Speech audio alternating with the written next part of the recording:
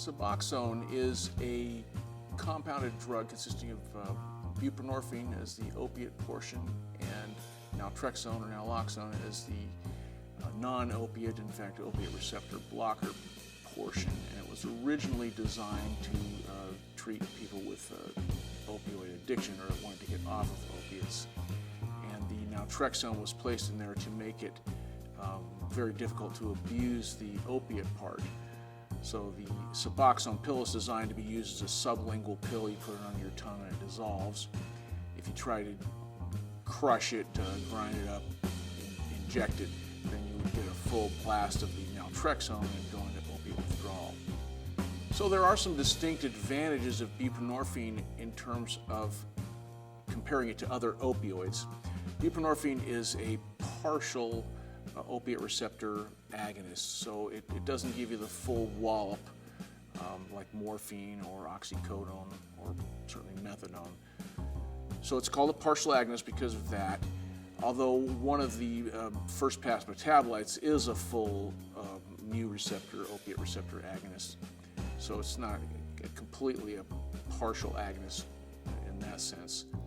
However, because it's a partial agonist, it has a higher safety window. It's a fairly long-acting opiate too, so it has maybe a 6 to 8 hour half-life, and that in combination with the partial opiate receptor agonism makes for a safer form of opiate, if you will, particularly in elderly or people that are in chronic pain. And I think there's an emerging body of evidence. And in fact, buprenorphine is used in other countries. It's used fairly commonly in Europe and other parts of the world to treat chronic pain. It's not used that often so much in the United States, although it's available and perfectly okay to do so. I just think it still hasn't quite caught on. But those are the distinct advantages. In fact, it's a partial agonist and has a long half-life. So it gives you a smooth onset and length of action, and it doesn't pack the full wallop of a full agonist.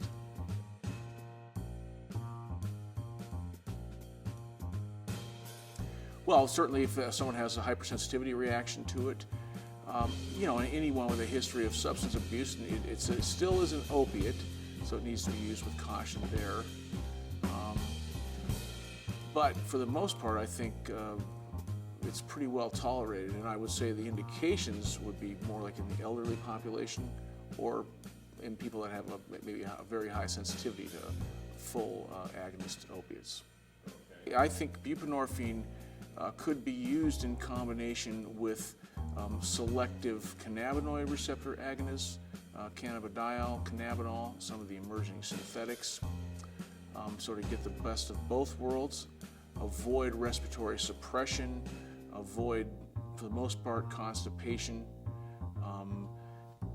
tickle both sets of receptors, tickle the mu receptors, the opiate receptors, and tickle the cannabinoid receptor system in combination. And then actually, if you look at Suboxone, Suboxone also contains naltrexone. Now, there is some emerging evidence that naltrexone may be an independent analgesic agent. The mechanisms of action are not entirely clear because that's actually an opiate receptor blocker.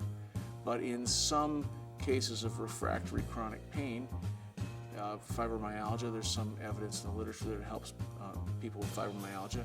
And there's some interesting animal evidence. And it may have some effect on other non-opiate receptors too. That remains to be seen. But I think that's another emerging potential use of naltrexone. I think any physician who's treating chronic pain should consider buprenorphine, whether they want to use Suboxone with both the buprenorphine and naltrexone is one thing. Buprenorphine is probably the more intriguing component. The one thing I do want to emphasize, though, if you're using Suboxone to treat opiate withdrawal or to get people off of opiates, you do need a specific license to do that. You can use buprenorphine and Suboxone to treat pain, but you have to be very specific on the prescription that you're using it to treat pain and not opiate withdrawal or opiate addiction.